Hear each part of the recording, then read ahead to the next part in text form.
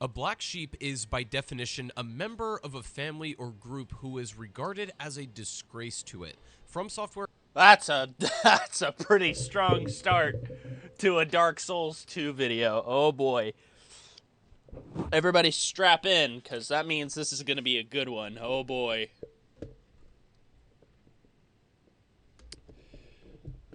has a prolific catalog of games, some of them being considered so legendary that it fundamentally helped define the standard of what games of that genre should be.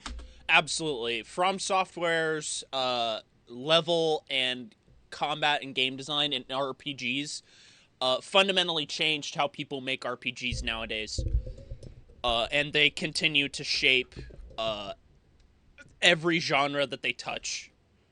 As well as entirely reinventing others. They have some heavy hitters under their belt, and every single one of their games receive their fair share of praise and respect. You know, you hear a lot about Dark Souls 1, the game that originally was a spin-off of Demon Souls, but it was so good in and of itself that the spin-off became the status quo. Yep. And you hear about how refined and near perfection Dark Souls 3 is, with its dialing in on the Dark Souls formula. Sekiro and Bloodborne, highly regarded for their fantastic groundbreaking combat systems, and Elden Ring almost redefining what it means to be an open world game. Not almost, completely. They completely redefined what open world gaming is. But the one you don't hear as much or nearly as frequently in a positive way is Dark Souls 2. In a lot of ways, Dark Souls 2 is the black sheep of the Souls series. Yep. And before anyone gets too defensive about it, personally, I really like Dark Souls 2 for the most part. I don't hate Dark Souls 2. My very first playthrough, which I streamed completely. I completely streamed all of my first playthrough. I didn't play absolutely every single thing. And I think that helped with my first playthrough. Don't get me wrong, Dark Souls 2 is a really long game. It has at least 2 to 3 times the amount of bosses that a regular FromSoft game would have. But by the end, I was just so ready to be done with the game that I didn't even stream the end of it. Like, I killed the last 3 bosses with no issues. Now, you also have the problem of where I skipped a lot. I skipped a lot, by the way. Like, I didn't do any of the last Bastille. I skipped at least 2 or 3 zones that I've just never done. I skipped 2 of the 3 DLCs. Actually, no. No, I completely finished 1 DLC, which was the one with the Burnt Ivory King, Frozen Liam Loyce, which was great. I loved Liam Loyce. It was great. But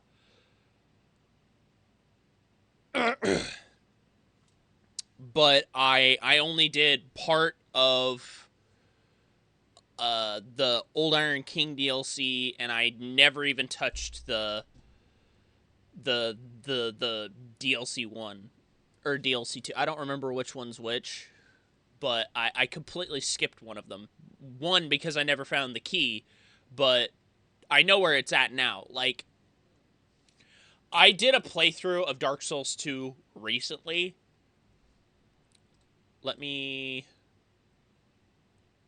I did a playthrough of every... I did another playthrough of Dark Souls 2. I have 30 hours in Dark Souls 2. I did a separate playthrough on my own after I beat the game. And that's where most of my 30 hours came from, which was playing it for the first time. But when I played through it the second time and I knew what I was doing, I blitzed through the game as fast as I could, and I still got tired towards the end. I spent maybe, I don't know how many hours, but I spent a long time just kind of dicking around in Dark Souls 2 in my first playthrough, being lost, because it's just not the greatest. But I will say, first playthrough of Dark Souls 2 was very fun. and continually got more frustrating towards the end because of reasons that I'm sure will get covered later. Compared to many other action or RPG games at large, it's a mile ahead of anything else still. But compared specifically to its 1 and 3 counterparts, it's a seriously flawed game with some unfortunate circumstances behind it. But for anyone who has played this game, you know, you've most certainly run into a lot of the major holes and shortcomings that DS2 has. And for those of you who have never played Dark Souls 2, well, you're about to find out why it's considered the black sheep of the family. I even pondered that very question a lot myself. I mean, my first ever Souls game was Dark Souls 3, and sometime later on, I played a little bit of DS2 with a friend of mine, but really just remembering not liking it a whole lot and moving on and kind of forgetting about it. But It's always a problem. Like, I've noticed that people whose first FromSoft games was Dark Souls 2 avidly defend the game, but generally they only defend the game because it was their first FromSoft game. Like, don't get me wrong. I'm generally very fair with playing games. Like, I understand that Elden Ring is not perfect. There's a lot of problems with Elden Ring as well.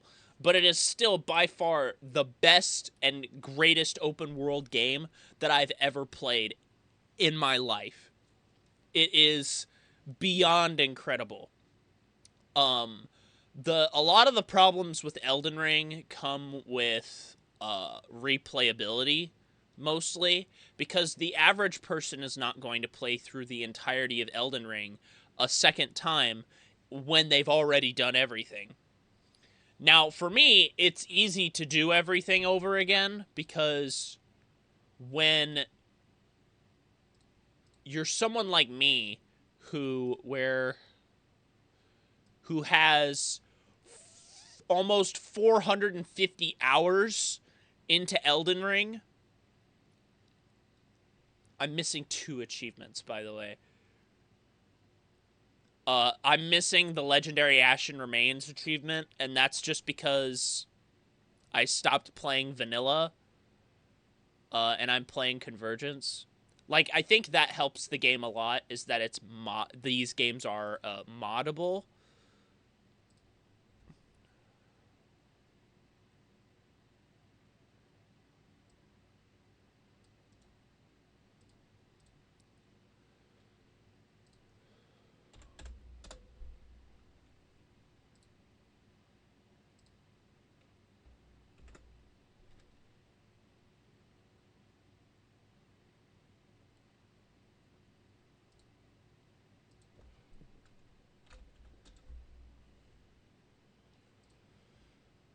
So I think that fundamentally helps change these games a lot. Like, you have the Convergence mods for Elden Ring and Dark Souls 3, you have the Cinders mod for Dark Souls 3, you have the Arc Thrones mod coming out for Dark Souls 3. Which, by the way, I think Arc Thrones has the potential to be better than the Convergence mod, but I don't know when they're releasing it. I haven't been a patron for a long time because I don't have money. But anyway, I'm gonna stop pausing. For the longest time, it was never clear to me just why Dark Souls 2 is considered to be so bad by a lot of people. Surely it couldn't be that much different to Dark Souls 1 or 3, right? And so my journey began. I was determined to finish everything that Dark Souls 2 was going to throw at me, no matter what the obstacles were. And oh boy, I ran into some problems. I need to drink alcohol now. This was the first Souls game that I considered not even finishing. Not because it was too hard exactly, but simply because it just wasn't as much fun to play in some aspects. As I went through the beginnings of my Dark Souls 2 journey all the way to the very end, I paid really sharp attention to all the things that made up the game, and it started to dawn on me very quickly why this game just isn't on the same level as its older and younger brother. And so when I finally completed Dark Souls 2, I was left with a somewhat satisfied but hollow feeling at the same time. The victory I had over completing the game didn't feel nearly as sweet as beating literally any other FromSoft game, anything in their catalog. So it was my mission to get to the bottom of it and understand why that was. I understand the same thing. And people are gonna hate me for this, but that's also how I feel about Sekiro. Right now, I'm about a third into the game, and I'm just completely burnt out on learning how to play the game. Like I know how to beat Lady Butterfly now because I wasn't using the shuriken because I'm an idiot. And that's kind of the problem with some of these games sometimes is that if you want to be good at them, you have to play them for dozens and dozens of hours and actually learn how the games function. But once you get to that point, like I know Elden Ring inside and out. I've giddily played with the game files like a demented child for so long since I picked up the game. So I understand how a lot of the systems in Elden Ring work. I understand how a lot of the triggers for Elden Ring work. I understand the bosses on a level that mostly only speedrunners or challenge runners know the game. And I'm trying to become a challenge runner because I'm doing a rune level 1 run right now. But the other thing with Sekiro is that, and it's not that the game isn't giving you any direction, it's just that I never know if I'm missing something that's actually important. Like I've skipped over maybe 2 or 3 uh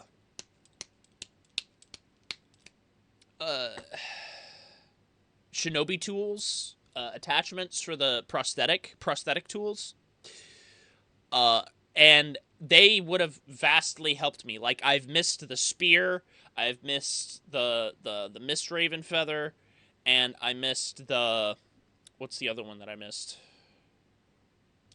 There's a third one and I'm just not thinking of it. I don't know. But my point is that I was so burnt out at the end of Dark Souls 2, I didn't even stream it. Like I didn't react to the ending at all. I didn't Whoops, I didn't mean to mute. I didn't really give it that much thought and I didn't really bother with any of it because it was just so boring. I had been playing it for so long that I was like, yeah, I just don't care anymore. And more specifically, what went wrong with Dark Souls 2? So before we can get into the nitty-gritty of Dark Souls 2 in terms of its combat, level design, bosses, structure, all that stuff, we first need a quick history lesson. Hidetaka Miyazaki is the game director for Dark Souls 1, 3, Bloodborne, Sekiro, and Elden Ring, but not Dark Souls 2. This is important because him and nearly all of the other crucially important staff... I think this is important, but not for the same reason. And... oh god, I've got a DM.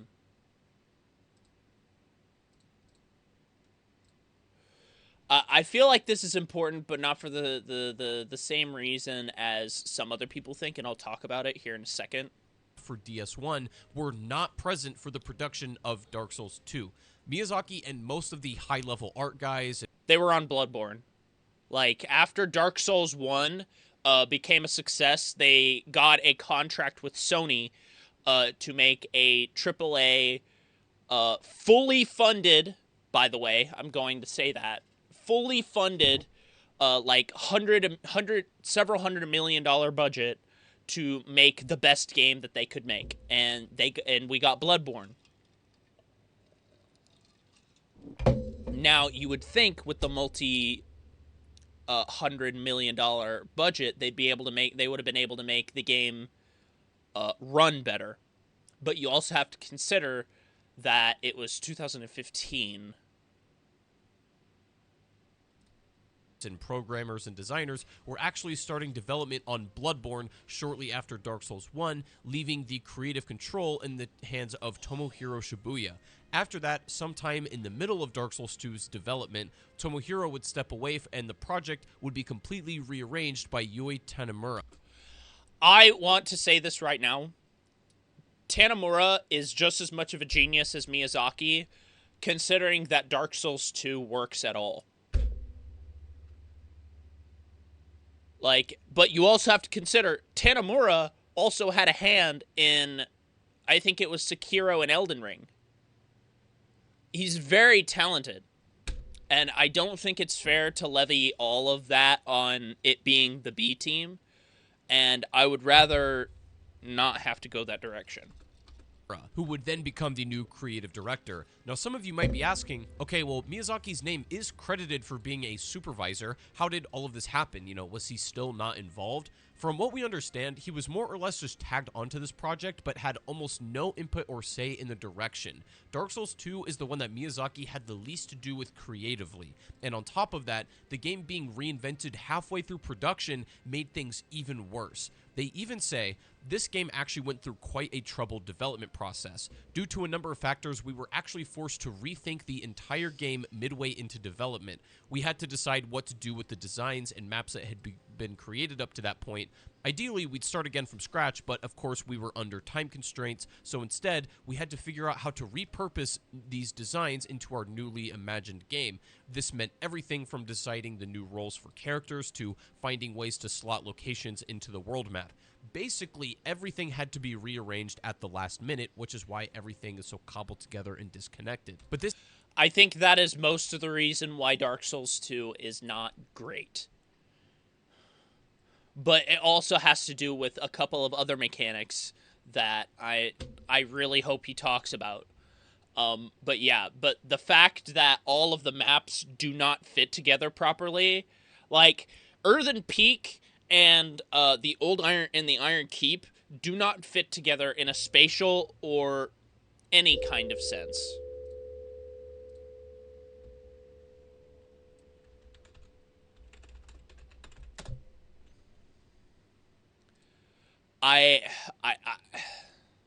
This entire statement alone is very enlightening and eye-opening in terms of the toll that all of the trouble had on the final product of Dark Souls 2.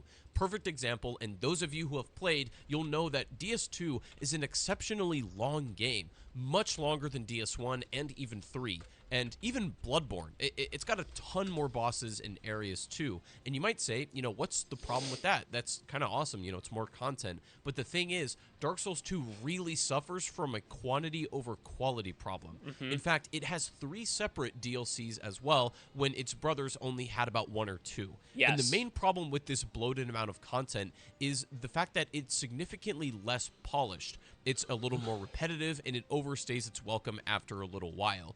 Sure, you can take the approach that bigger is better and more is always preferred, but I also think there's something to be said for refining your game and cutting out all of the unnecessary fat to really fine-tune and perfect the stuff that's actually working. But okay, so my rebuttal to this is second half of DS1. Now, this isn't a problem that was ever repeated, by the way, but second half of Dark Souls 1 is dog shit.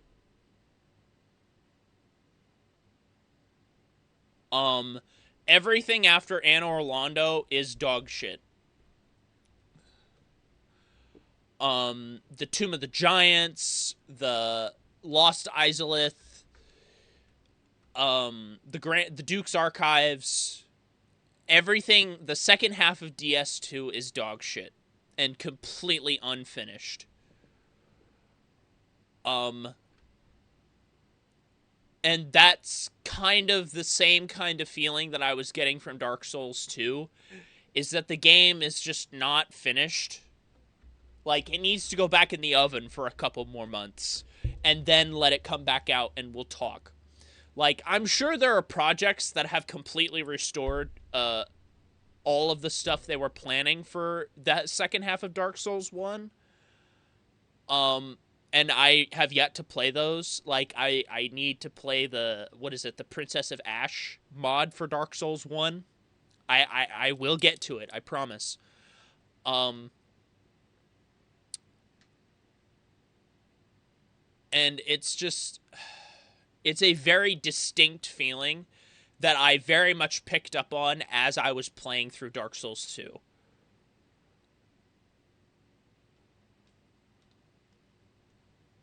Now, of course, Dark Souls 1, the DLC is what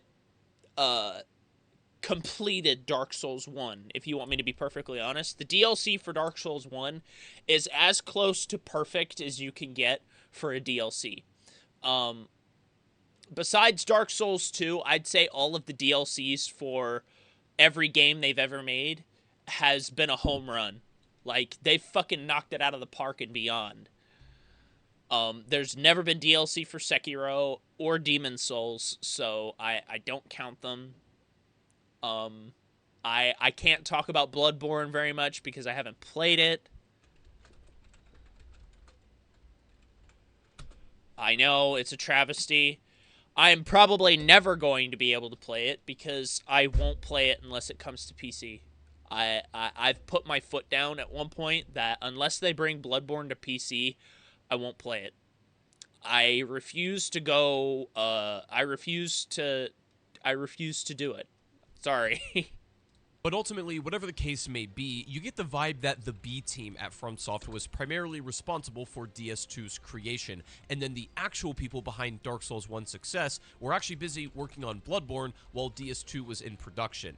In interviews, they talk about how sprawling and vast of a game Dark Souls 2 is, and I guess they're not wrong, but again, that's not really something to be proud of in and of itself. Besides, you know, retooling nearly the entire game midway through, it gets even more confusing because Dark Souls 2 has an original edition and then Scholar of the First Sin, which FromSoft considers Scholar to be the definitive and complete edition of DS2, the canon build of the game, if you will. So this was And even Scholar isn't great. all to set the stage for what's next. It's good to have some background context on how internally conflicted and sloppy the execution of the development of Dark Souls 2 really was, and it's most definitely reflective in the game's choices, quality, polish, and design. Best way to put it... Now, I will say it is a godsend that Miyazaki didn't work on Dark Souls 2, because if we did not have Dark Souls 2, we never would have had Dark Souls 3. And even though Miyazaki has said that he doesn't want to make any Dark Souls games, I have a lot of evidence to back me up that Elden Ring wanted to be Dark Souls so badly that they decided not to do it.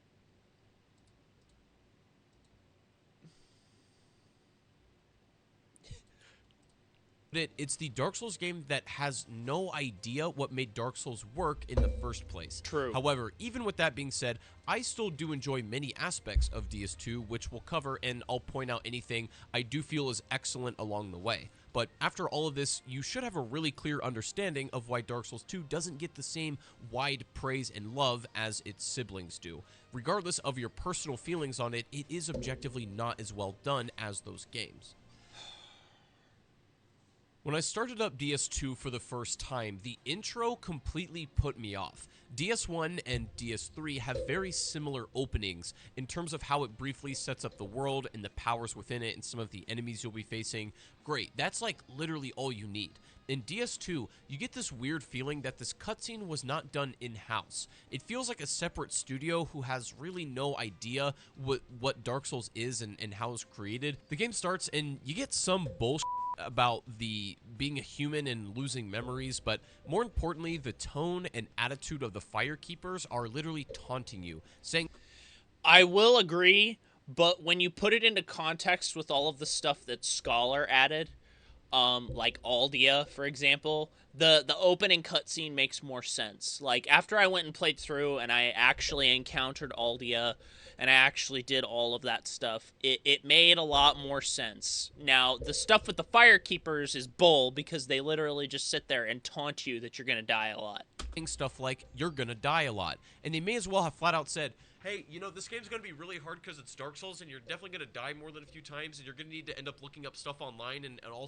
But here's where they're missing the point. Dark Souls never rubbed it in your face that the game was going to be hard on you. The difficulty was simply a byproduct of learning lessons. The difficulty in DS2 is mostly artificially placed and manipulated so they can say, hey, look how hard Dark Souls is. Isn't Dark Souls such a hard game? Yo, man, this Dark Souls game sure is hard, isn't it? Dark Souls is really hard, huh? It's just missing the point entirely and attempting to be deliberately difficult to a point of unfairness purely for the sake of annoying the player. Yes. I'm not saying that the other games are perfect here either, but usually I feel like the difficulty was a byproduct of learning. Again, not always, but most of the time. Or it was meant to teach you a lesson. Best example is the skeletons in the catacombs of Dark Souls 1. These are a brutally challenging enemy for any first new players arriving at Firelink. Yes, they're insanely hard and unfair, but the lesson is, hey, don't come here yet, go explore for a bit, and then perhaps try again later. Yes. Almost every Dark Souls is doing something seemingly unfair like this, but it's done because it's meant to teach you something or convey a lesson. But like, what the is the lesson supposed to be here? I don't know, that we can spam mobs and enemies just because we can? What lesson does that teach me? That fear the control, fear the copy paste button is basically the lesson of Dark Souls 2. Fear the copy paste button. And that is also a problem in Elden Ring, by the way, but that's just because Elden Ring is a way bigger game.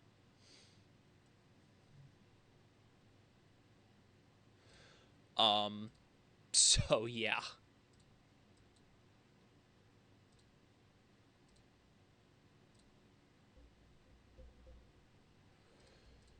you can kill them enough where they despawn, but what do I get out of that other than just wasting my time? There's so many examples of DS2 clearly just missing the mark on what it means to be hard but fair, challenging but rewarding, grueling yet gratifying. Later on, they even get into the realm of borderline experimental game design, and not in a good way. Yep. We're not gonna talk about the frigid outskirts. By far the worst zone in any FromSoft game ever designed, ever. So...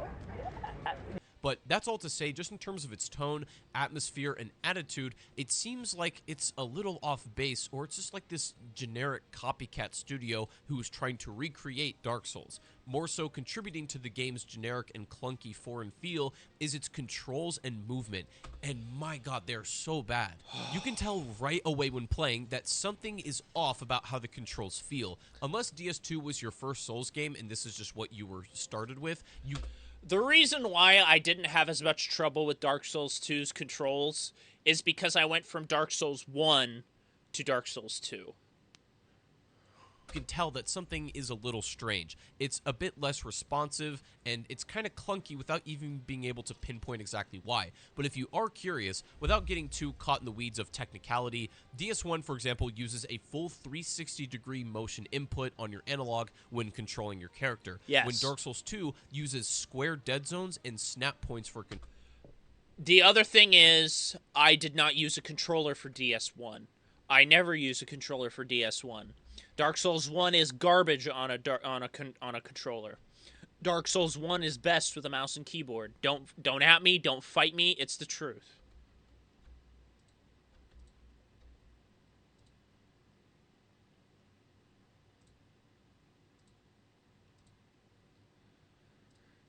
Control. And what this means for the everyday player is that your motion and movement are going to end up feeling weirdly linear and lack that precise control compared to what it used to be. Why they decided on using this movement and control system, I literally could not even begin to tell you. We all know it's one of the main components that contributed to Dark Souls 2's like clunkiness and off-putting feel, but this becomes especially a problem when you take into account how precise combat encounters have to be and how delicate positioning can be as well, and more so, the level design does not complement this more linear snap point system that they have implemented. Now, I guess there are mods that like change the snap points and make it a full 360-degree control and, you know, without the square dead zones, but I've never played it, but I'm just going to go ahead and assume that it would go a long way in making this game feel so much better and responsive to the player. But you'd be sadly wrong in assuming that the biggest issues of movement are just refined to this specific problem. The core defensive feature in Dark Souls, rolling, has been strangely reworked. Here we go. We're going to start talking about adaptability. And reprogram. In Dark Souls, you can roll, and depending on how much gear you're carrying will determine how fast or slow that roll is. And the more nimble rolls generally have more frames in which you're intangible and invincible to all attacks, giving you what are called iframe. I don't know if I'd agree with that. The difference between iframes from light roll to medium roll is not that much. But the differences between medium roll and heavy roll are massive. The benefit of light roll is that you can dodge further. Rather than that you have more iframes. Generally speaking, this can be very advantageous to have a lighter roll because you have theoretically more time in which you spend invincible. In Dark Souls 2, your roll motion is determined by your equipment load. That's all the same, but your iframes are tethered to a totally different and arbitrary stat called ADP. This is an upgradable stat category that does so many different obscure things that the Dark Souls community still hasn't quite come to a complete understanding of. But we have no idea how adaptability works even today. And FromSoft is never going to tell us how it works because most of the people who worked on Dark Souls 2 don't want to talk about it. As far as I am aware, adaptability affects your iframes of your rolls, the animations of using your Estus, and it affects a third thing that I don't remember, but that the Dark Souls community still hasn't quite come to a complete understanding of. But basically, ADP for the most part directly affects the amount of iframes your roll has, as well as some other stuff. But one of the worst things this game did is tie such a fundamental game mechanic to a completely opaque and arbitrary stat in the game. Like, look at the damn description of the stat. Like what? This doesn't convey anything at all of the sort and can potentially be a devastating disadvantage if you didn't know about this beforehand. Also, the base healing Estus animation is so damn slow, and it's slowed down because it can be theoretically sped up by speccing into ADP, and like the Estus time is just painfully sluggish. This broken down stat hurts so many different base layer mechanics of the game, it's actually incredible. But it gets even worse. On top of all of that, there's seemingly small changes, but completely break the rhythm of Dark Souls combat. Are we going to talk about stamina? stamina? Stamina recharge delay. And this refers to the lag between... Not only do you have less stamina in DS2, you also have the recharge delay in DS2, which makes you... I guess it makes you have to rethink your moves ahead of time, but the average player is not going to think of that. Between draining stamina and then the downtime that it takes before it begins recharging or that you can input something again. This means that in a lot of cases, you can't use the rest of your stamina to get a hit in and then respond with the correct defensive option like you can in basically every other game. It doesn't come back quite fast enough for the pace of gameplay like you should be able to, and it just means that you have to trade hits sometimes when you should be able to react to said move. Like, it just makes the combat feel weirdly unfinished and unresponsive, and it halts the rhythm of combat where you can get those nice flow states going. You know exactly what I'm talking about, but instead it just forces you to take hits sometimes and go back to neutral or straight up putting you in a disadvantaged situation. It's just not good. Now, I haven't heard that phrase in a long time, going back to neutral. I haven't used that terminology in a long time. I usually just say, let me reset. Whenever I'm in a bad position. God. In my opinion, one of the worst and most baffling choices Dark Souls 2 made was its insistence on having multiple types of healing options. Instead of Estus being your go-to and basically your only means of getting HP back, starting with a few and then kindling the fire for challenging areas and stuff, you have Estus and can increase the power and charges through Sublime Bone Dust and Estus Shards respectively. Yes. In Dark Souls 2, you have Estus, but it also has these life gems that not only heal you over... Oh my god.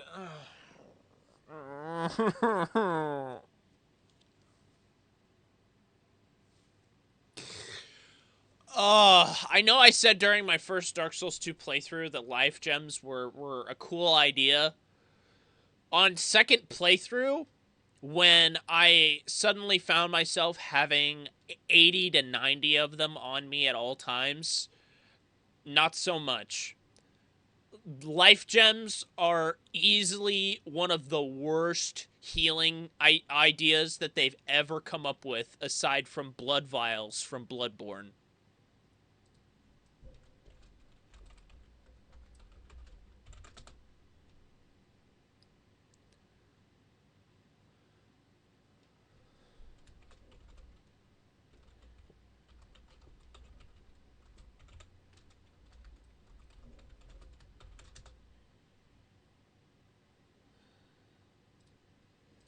over time, but are also almost infinitely attainable. You can move more quickly while using them, and they end up totally breaking much of the level design and combat encounters.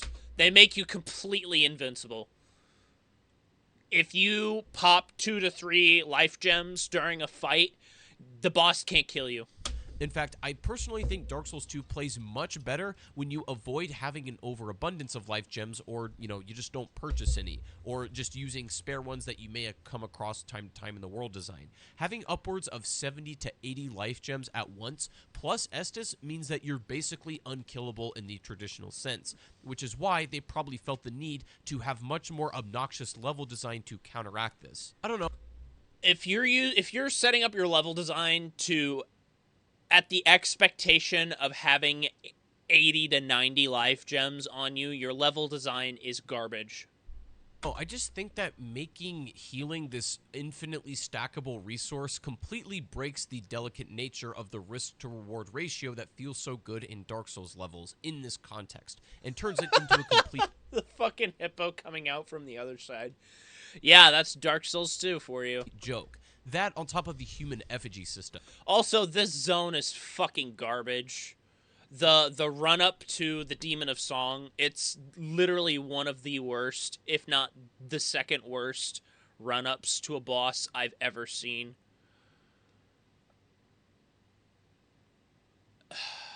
I'm thinking of, like, the Sir Alone run-up, the fucking, this run-up to Demon of Song, the Blue Smelter Demon run, boss run up, and Frigid Outskirts. Literally the worst ones that I can think of right off the top of my head. I don't like its concept or its execution. At worst, I think it goes against the very thing that makes Dark Souls so good, which is the learning process that never gets punished beyond what is reasonable. You lose all your souls, and that's pretty brutal, but that's about it. Here we go. In DS2, each subsequent death means that you come back with even less health, thus making... Yes. Now, I will like to make a counterpoint here. This is stupid, yes, but it's even worse in Demon Souls, by the way, because when you die, and you won't die as much in Demon Souls as you do in other FromSoft games, but when you die, you lose half, 50% of your HP. It is one of the most dog shit mechanics in video games I've ever seen. Basically, think of Dark Souls 1's curse mechanic, where when you get cursed, it halves your HP, except it happens every time you die, not just when you get cursed. Now, tell me why it's a bad idea to completely get rid of that for Sekiro and Elden Ring. I'll wait for your arguments. Bosses and enemies in areas more difficult to learn and traverse. You get exponentially punished for trying to learn stuff, which to me is so entirely backwards. Like in Dark Souls 3, when you're embered, you get a bonus on top of your normal health, and that lasts until you die. It's rewarding of smart play and streaking rather than anything else. But you don't get even more hard punished for simply interacting with the game. But to make matters even worse, you are also more likely to get invaded when you're hollow, further punishing players that are already having a hard time or struggling. To me, it's just such contradictory game design. I also understand there's a ring to help this, where it kind of limits the amount of HP reduction you can have. I don't want to hear about that dog shit ring. But still, I think you understand my point. If you're just meant to use the ring, then why even have this system at all then? Just make that like the base health mechanic. But it's just so goofy and kind of like scuffed. Make it like Demon Souls and have it be a set value rather than continuously ticking down, please. Like, as much as I hate that mechanic in Demon Souls, this mechanic is worse. I just fundamentally don't agree with further punishing a player who's maybe trying a boss or an area over and over again to adapt and learn, but it doesn't matter because life gems make the system totally pointless anyways. But going back to the opening cutscene of Dark Souls 2, like, we all know how the introductory levels of DS1 and 3 end up playing. You know, they're a really small, like, compact section with a few lessons to learn, base mechanics, and then a boss fight to thrust you into the gameplay loop. Dark Souls 1 probably has, like, the best intro in the series. DS2 opens with you awkwardly walking to the Firekeeper's house, going inside to then make your character, and then you kind of fumble around this area, and it also introduces you to the torch mechanic, which I understand the point of this, but it felt like a cheap way to add difficulty as an excuse for them to have dark levels or, you know, things just to kill you. And I'm personally never a fan of overly dark levels in video games, period. True. But torches are a key in doing many things in the game. I think this was just to teach you that it's an important mechanic, but then it only happened in, like, 2 or 3 zones out of the whole game that it was actually important. Like, in the DLC, in Liam Lois, you have to use the torch mechanic to open up the Frigid Outskirts. But let me tell you, you're not missing anything if you're not opening all the stuff that the torches open. You're not missing anything. Skip it. Including accessing bosses, but it's not really conveyed super well in this portion of the game. But in reality, you can skip this area and go straight to Majula, but you can tell it's just not that really well done intro experience, and something just feels off. Like, there's not even a tutorial boss that, you know, basically gives you a flavor for the rest of the game. Yeah. However, in production, there was supposed to be one. There was like this kind of dragon that was supposed to feel unkillable. I think it was supposed to be a dragon that they reused for a later area that you weren't supposed to be able to kill. It was basically supposed to be Asylum Demon, except you come back at a higher level. So essentially it would work the same way as Stray Demon, is you play through the game, and then you figure out you can come back to the Undead Asylum, and then you fight the Stray Demon for your Titanite slab. To my understanding, that's how it was supposed to work. With your tools that you currently have, and that you either have to avoid it or, you know, something along those lines. But the point is, the tutorial section is clearly not ready or polished or even that good at all. When you do finally arrive in Majula, you are greeted with some incredibly peaceful and serene views. However, and this is something I don't really hear many people talk about, I think the initial comfort Majula should provide is actually muffled by the fact that there was no giant challenge or really hard boss just beforehand. The safe comfort of Majula would have hit so much harder if you feel like you barely made it out of something like a dangerous world or had a near-deadly encounter with something. It's just a weird feeling for its reveal, and although I generally like Majula structurally, and the music is so damn tranquil, I can't say that I like it more than any other version of Firelink Shrine. In Dark Souls 1, I think it works so well because it's like this safe haven built into the world, and you're going to be connecting back to it quite a lot. It's just implemented so masterfully. In Dark Souls 3, Firelink is really practical, very moody, and has lots of features and secrets close together, and it feels like it's a safe aside away from your more linear path and journey. I feel like Majula falls in that awkward middle ground where it's not built well enough into the core level design to be like integral to the world at large, and it's not tight or refined enough to live up to Firelink in Dark Souls 3. It's not bad at all, it just feels a little out of place and not polished enough to feel like this was meant for Dark Souls 2 from the very start. Or otherwise, you know, it underwent pretty severe redrafts. But Yep. What it does give you, though, is a starting area of choice, either going to the Forest of Giants or Heed's Tower of Flame. See, I think that is smart. Give you a choice between which one you want to do. One is obviously easier than the other because Last Giant is a fucking joke. But also Dragon Rider is also a joke. But I always consider old Dragon Slayer the boss of Heed's Tower of Flame.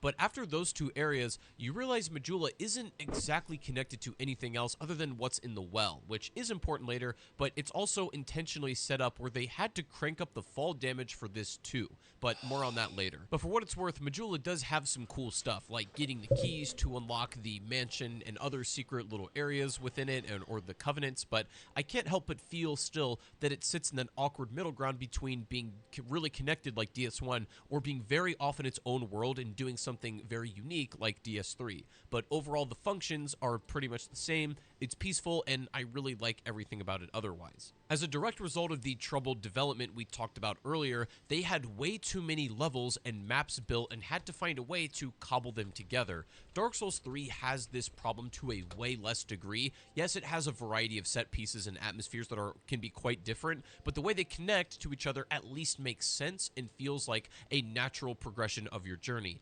However, you can tell by how much they had to slap levels together in this game. It's so disconnected, like when it comes to that aspect. It's crazy. The best example is when you go from Earthen Peak and Harvest Valley, and then going up on a lift, and then you arrive at Iron Keep that has... Dude, the dude didn't even burn the windmill to fight Mithra.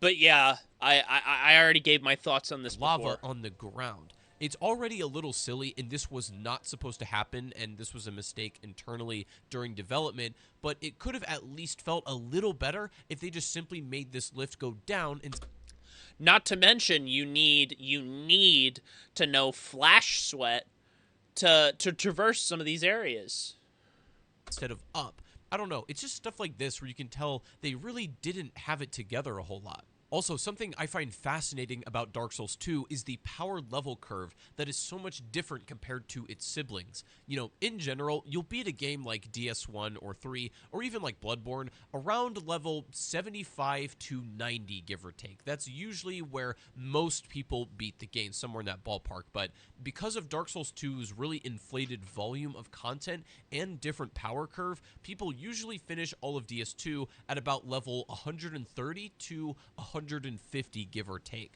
This does a few weird things to the gameplay. Firstly, it makes each individual upgrade feel definitely less impactful, but secondly, it gives you way too much leeway to upgrade all stats instead of maxing into like one or two main ones for your build. If you play the game normally and don't really die, look how high that adaptability is. It's still not high enough. Even at 99, the adaptability still does not help. Whole lot, I mean, or just a normal amount, you're going to have a surplus of levels where you can kind of just start throwing things around. You'll have excess souls after hitting the hard cap. Even if you're being conservative with leveling up, you'll still have way more than enough to over-level a bunch of stats. The fine-tuning is just a little off, and this is a direct result of them trying to repurpose a bunch of their content and it then doing funky things to the level powering curve. It could very well also have a lot to do with the fact that, again, ADP is like a base mechanic that is almost forced to be leveled up in this game, so you do need an excess of souls to even get to where, like, the base mechanic should be. So I can understand why it was made that way, but I'm not even saying that it's good. It's just a little off. But in the grand... It's not good. It's dog shit. Stop defending the game, please. Please.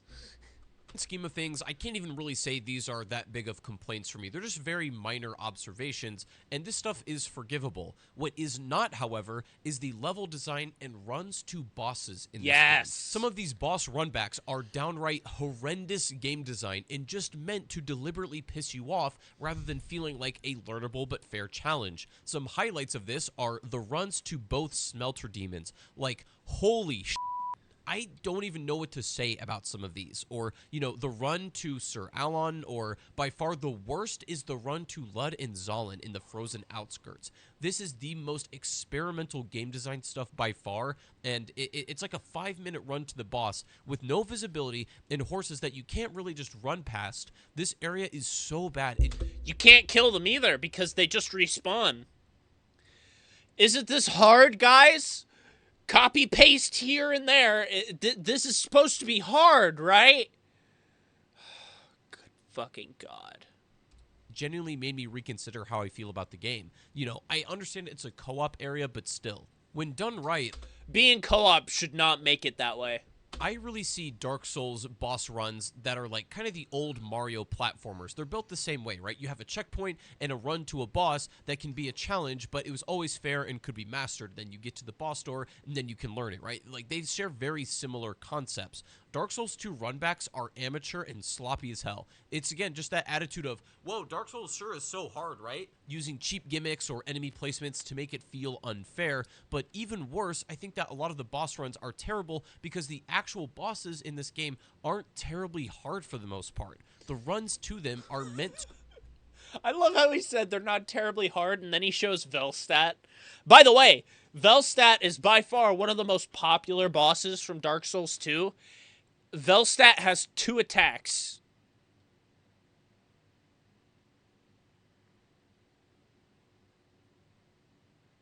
That should tell you the mindset of Dark Souls 2 enjoyers. They're excessively simple-minded.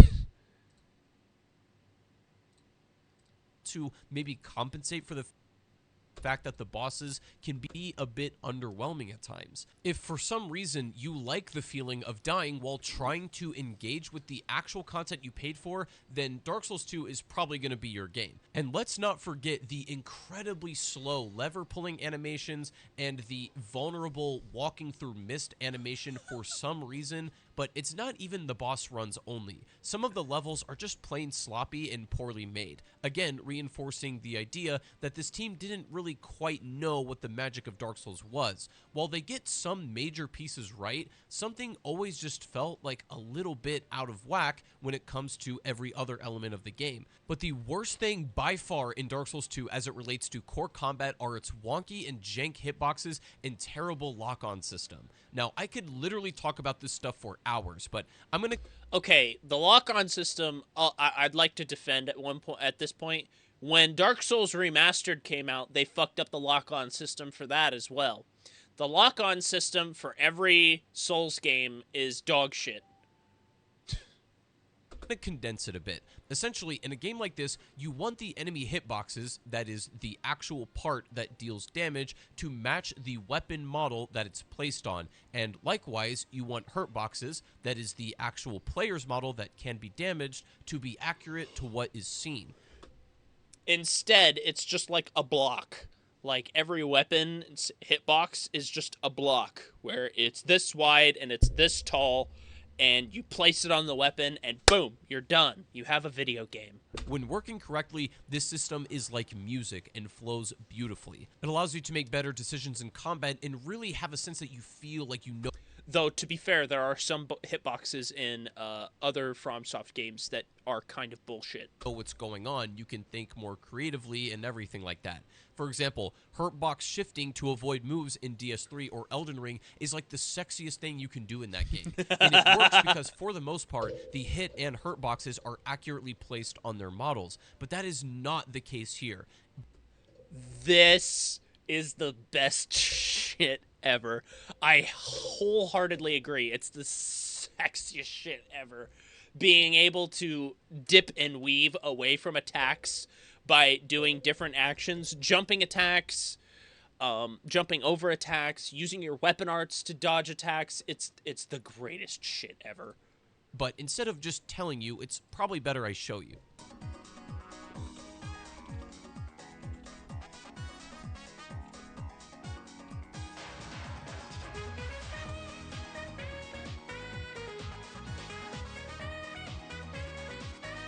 Yo, this shit slaps.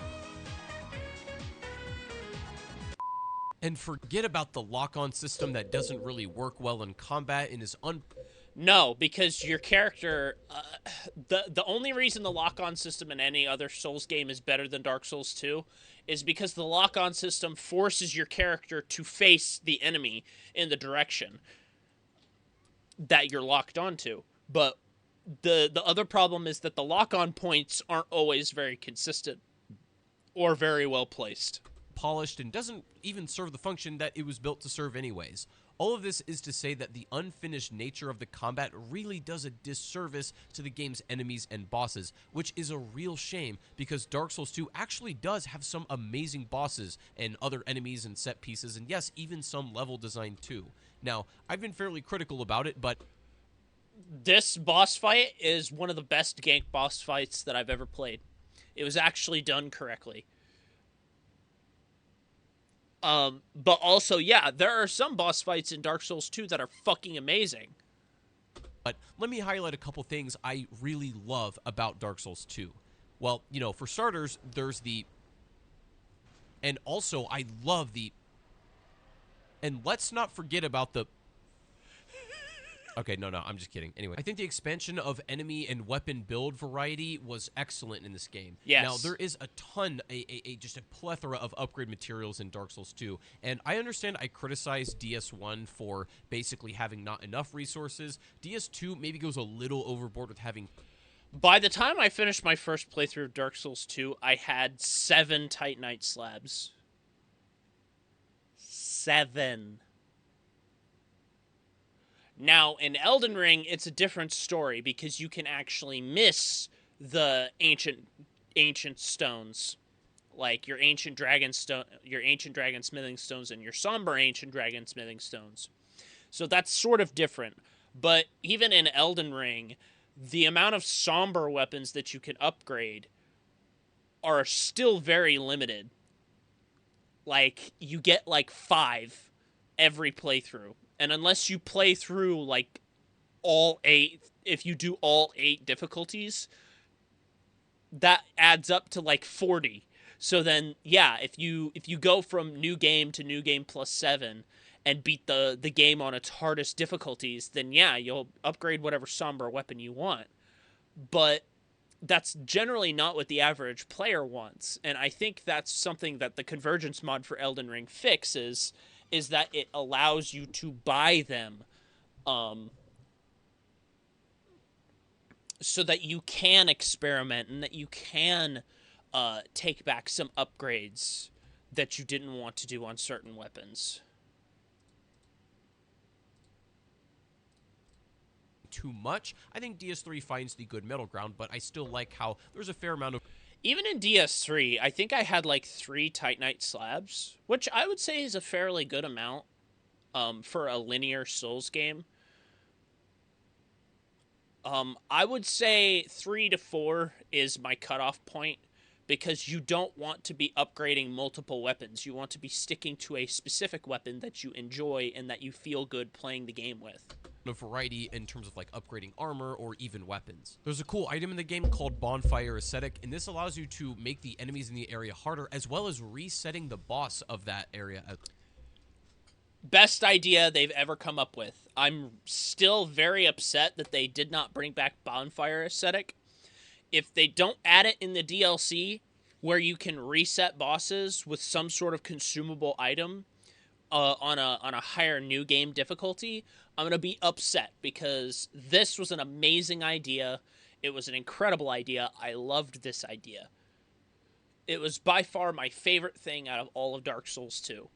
As well, and putting it on its new game plus equivalent level, so you can run back bosses, but they'll be even harder this time, and I really like this feature a ton. I like the more options you get specifically for, you know, your character's inventory. You have more ring slots and stuff like that. The torches, you know, I can do without. I don't think it's an incredibly useful mechanic in this game or really shouldn't be so integral, but for the most part, I like the actual character design stuff. And although the cobbled together level design does come with its drawbacks like we talked about, it does come with a few upsides, namely, it does have a ton to play. Again, there's like over 40 bosses in this game, which is an insane amount, which means you get a huge variety of not only set pieces, aesthetics, enemies, and again, yes, main bosses, which we will talk about as those are, again, probably the highlight of the game in general. Dark Souls 2 did a phenomenal job at expanding on the equipment and items in the game and weapons and armor and just the player systems in general from Dark Souls 1 is a real evolution of that, but unfortunately, you know, a lot of those systems can be stifled by just these terrible quality of life choices that were made, but, you know, they still improved and evolved things nevertheless. Yes. There's a couple mechanics mechanics that Scholar specifically added to the game, like the fragrant branches of yore. You'd have these statues where you can basically use this like consumable item that is a limited resource to open up a certain area. Moving a statue would typically grant you a certain new playable space or an item, whatever it is, but at the same time, I feel like this is a scuffed system because there's actually more statues in the game than there are fragrant branches. I think that's good. It's the same thing with Pharos Lockstones, is that you get just enough that you're able to make a split-second decision whether or not you want to open it or not. I think that's a good decision. I don't think it's necessary to have enough fragrant branches or Pharos Lockstones to open everything. It's kind of the reason why I have a problem with the Stone Sword key issue with Dark Souls, or not Dark Souls, Elden Ring. But like, I wish they followed the same system that they did with the imbued sword keys, where they are specific for those locations. I really enjoy the 4 belfries because they give you one for free, and that gives you an idea that there's 2 more out in the world. Now, if they had done that for, say, the Everjails and made the Everjails actually cool things, then yes, that would have been amazing. But we got what we wanted. Or we got what we got. And only 2 of the Everjails are actually locked, from what I remember.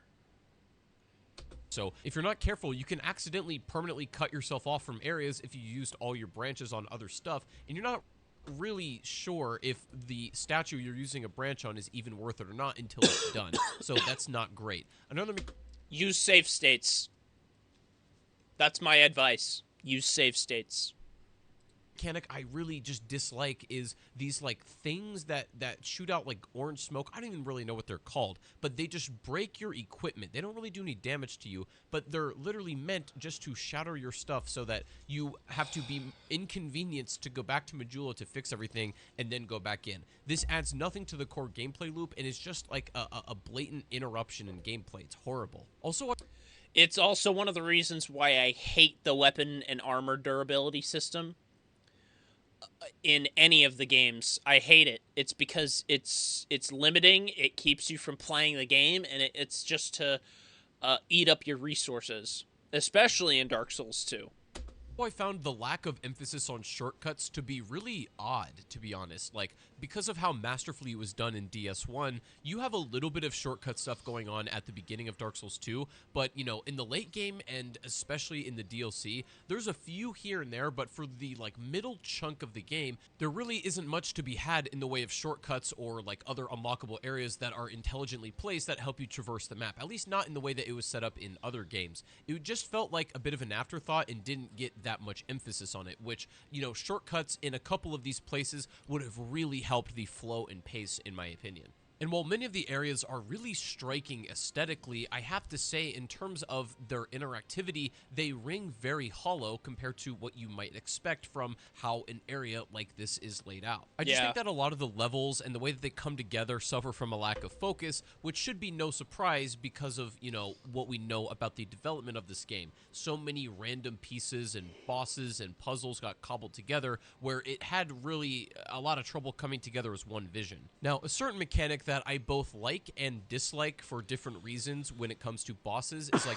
if you play the game, you'll notice that the setup to many bosses requires you to do some kind of task beforehand, or, you know, to do it optimally. For example, like when you're fighting the Fume Knight, you got to use these, like, you know, smelter shards or whatever to break these healing pools that the Fume Knight can actually use. Or with King Vengerk, you need, like, to collect certain giant souls that will wear down his defenses, otherwise you're fighting a giant damage sponge. It's like, you have to meet a lot of these prerequisites before you can beat the boss in a lot of cases, which in and of itself I don't hate, but sometimes it feels like you really have to go out of your way and do a bunch of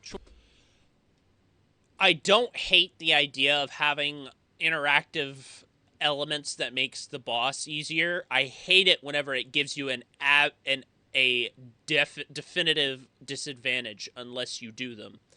Fume Knight, Mytha, Vendrick, like these are mechanics that we could have lived without, and I'm not a huge fan of. Chores to beat a boss that you theoretically could mechanically beat on your own. In general, I can appreciate a lot of the experimentation that Dark Souls 2 wanted to do with its game design and levels and structure and all that stuff, but in many cases, I just don't feel like it worked, and it certainly falls flat. But the thing that is a giant mixed bag as well, and is pretty much the defining feature of these games, is, of course, boss fights. And again, there are a ton of them, so we're going to go over all the bosses in their respective areas of the game and really get down to the good, the bad, and the ugly when it comes to Dark Souls 2's boss selection. Bruh, I be trying to tell you because we live in a video game world, bro. Half of these niggas ain't even real people, bro. Watch this. You know that, though.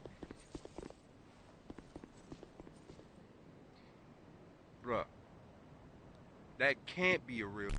So, as we stated earlier, there's no opening boss to DS2. There's not this one, like, canon fight that everybody starts with when they play a fresh game of Dark Souls 2, which is a little weird because you pretty much have two options which you can go, but you don't fight these bosses until a little bit later in the game, at least comparatively to, again, its 1 and 3 counterparts. But most new players run into the last giant first, and this is probably what they had in mind for an opening boss, and I still think, even though it's not technically a tutorial boss, it may as well be. It's incredibly slow, and it doesn't have that fast moves. It's intimidating enough to, you know, really put the hair on the chest of new players, but it's not going to oppress them. If you're dying to last giant, you shouldn't be playing the game.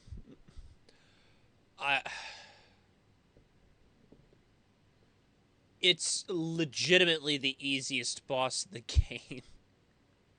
It kind of just stands there and takes damage. It doesn't even have that much health, which is fairly surprising. The arena itself is pretty standard. The route to get there is kind of interesting. You have some shortcut stuff going on, but the last giant himself, you will fight like variations of it later, but this is the most basic version of the game. But again, I kind of consider this to be the tutorial boss of the game.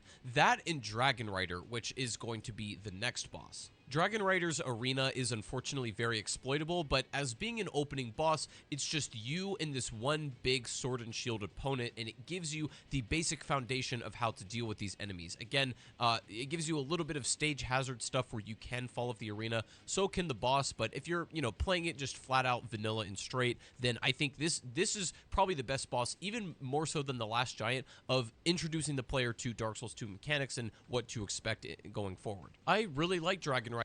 Oh, there it is. The little backhand animation that you do. I don't know what causes that. It's one of the most infuriating things I've ever seen.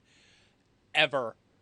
In and of itself, I think it's an awesome fight, but it kind of just irks me how much they reuse this damn boss over and over again. You're going to see it a lot throughout this game, and I think its first encounter on its own is the most memorable, and it does get reused as a regular enemy later in the game, which again, you know how I feel about it. That always kind of drives me insane, but it's not the most like outright offensive thing in this game. That's just how these games work. That's how it works. You fight these enemies that are bosses, and then those bosses become regular enemies later. It's the progression of your character. Your character could progressively get stronger. And it's just one of those things. I think it works best in, say, Sekiro or Elden Ring.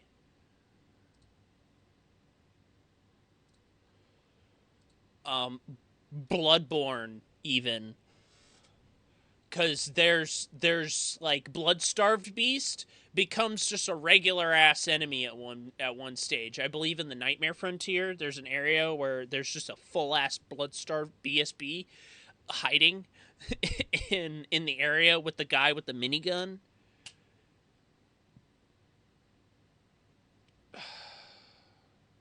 Is that the Nightmare Frontier, or is that Old Hunters DLC? I don't remember. It might be Old Hunters. I might be incorrect. I could be wrong.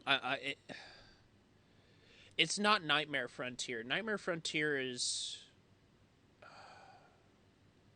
No, it has the same kind of poison swamp area.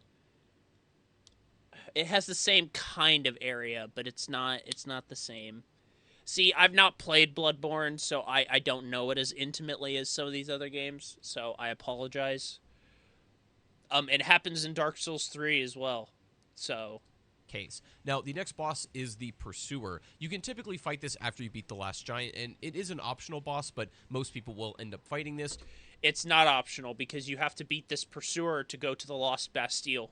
You'll also encounter the Pursuer when visiting certain areas, but in this particular encounter, you can actually cheese it by using this like bow and arrow ballista thing that will essentially delete it. But playing it, you know, straight one-on-one is actually where I find the Pursuer to be the most enjoyable. It's a very rhythmic, dance-like fight, and it's like honestly an excellent one. This is a good fight. I like this boss. It's just, it sucks that they reuse it as a regular enemy later on in the Lost Bastille. Like, you just beat him, but then he comes back in the Lost Bastille. And in a couple other places, too. I don't have anything bad to say about the Pursuer as a boss. It's just that you'll encounter him in plenty other areas that are not a boss encounter that are far less intimidating, but it is cool otherwise. Next up, we have Dragon Slayer Ornstein, which is not the only time that they reuse content from Dark Souls 1. This time, you don't have Smo. It's literally just Ornstein himself, and this is also an optional fight, but if you know how to fight Ornstein in that game, then you should have no problem adapting here. I know there's He's arguably worse in this game because of the hitbox bullshit. like lore implications or whatever for why Ornstein is in the armor here and why he actually exists in Dark Souls 2, but basically I think a lot of it was also, hey, it's very easy to reuse content from Dark Souls 1 that fits in this kind of context, so I don't really outright hate his implementation here. It just feels like a little bit more shallow because being on his own, it doesn't have the same effect. I don't know. It's a fine fight, and it's like a good optional boss, but it's not like amazing or anything super outstanding. Next in the No Man's Wharf area is going to be the Flexile Sentry. This is a great idea for a fight, and I love their varied moveset. I think it's actually outstanding. It's one of the better fights in the game, I think, as far as concept goes and mechanical execution. I will say I dock points because they reuse this boss quite often throughout the game, which I understand their reasoning for it, but again, it takes away from that like specialness and how unique they feel in their own encounters. I'm a big fan of less is more sometimes. They have two completely different... I can agree with that. Like, that's a very good argument. That's something I haven't heard before. I can agree with that. Movesets and threat ranges, and even have combo mix-ups using the two sides, which is hella cool. And it's, again, like probably a high-tier boss in this game overall, but I just don't really love the reuse too much. But after that is going to be Ruined Sentinels.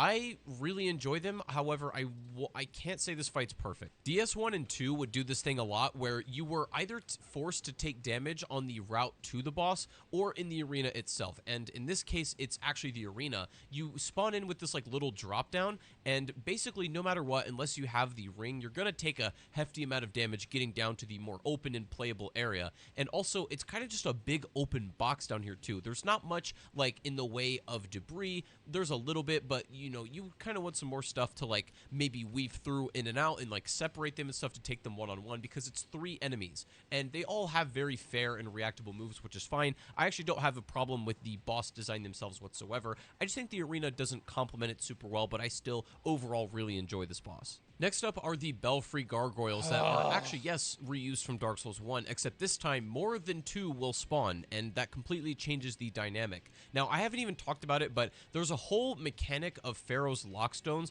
which essentially allow you to access illusory walls. In Dark Souls games prior, you either attack or roll at a certain illusory wall and it should open up, but in DS2, they make these walls actually a resource, and besides like 1 or 2 in the DLC, they all have to be opened up using items, which this boss itself is accessed using one of these items. You can't kind of just like walk to it if you want to. That aside, the boss itself is Good riddance. I've skipped this fight both times I've played it, and I don't regret it.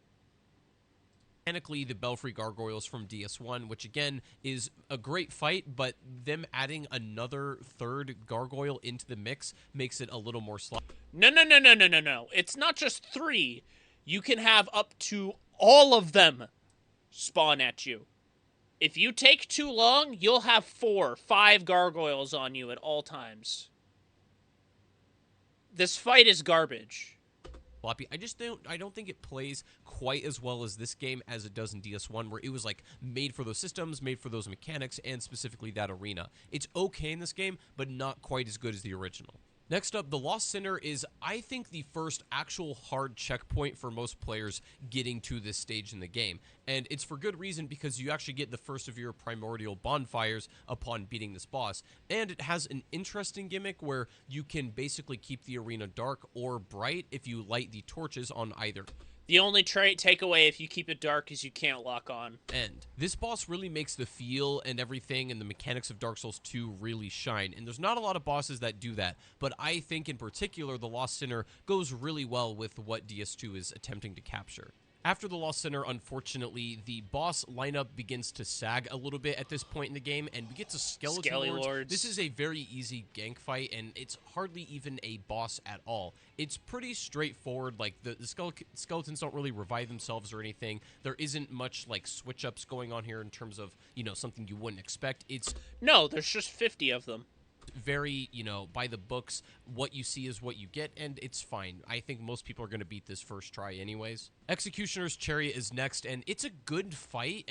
It's just more or less a puzzle boss, but it has, unfortunately, one of the worst boss routes in the entire game, period. It's a real disservice because the boss itself, you know, once you understand the puzzle, is pretty entertaining, and it's not that hard, and it's kind of fun to do. I actually like it, but I hate, and I cannot, like, stress enough, I despise the route to this. It's so intentionally set up to be annoying, where it absolutely did not have to be. There could have been a ladder or another bonfire closer, but the route makes this one so unbearable to play. But it's a shame because the fight itself is you go in and you take out these different witch spawners that are keeping these skeletons alive. You shut this lever to make the chariot hit these bars, and then you kill it. It's, like, pretty easy. You do encounter the actual chariot horse later in Dringlet Castle, but that aside, it's a cool encounter in and of itself. Next up, in the Harvest Valley area, we have the Covetous Demon. It's one of the easiest fights in the game, period, if not the easiest. I mean, I'm trying to think of anything else that is more simple than this. I get it's set up to be, you know, a less challenging fight for lore reasons. There's a lot of implications for that. But I get the feeling some of these bosses just don't need to be here. They're not fleshed out enough, and again, it's that quantity over quality approach where it just feels like this has been shoved in just for the sake of having a boss, not because it really needed to be here or was like a memorable moment in the game. It kind of just exists. I don't have much to say about it. It's an unremarkable boss, but it's an encounter you're going to have in the game. The Covetous Demon, some people know this and some people don't. It has a grab attack that if it grabs you, it can take away your equipment. In the Earthen Peak area, we have Mytha the Baneful Queen, and, like, visually, I think this boss fight is hella unique. I think aesthetically she looks awesome. The arena is questionable, so if you go... It's not questionable, it's dog shit. For the first time, you're just going to have this poison floor that you could still technically kill her in, but obviously is going to drain you of your health if you don't do anything about it. Also, she heals. The poison heals her. But then you can burn, like, this random steel pipe or something that will then take away the poison in the arena. It makes absolutely no sense. It's a windmill.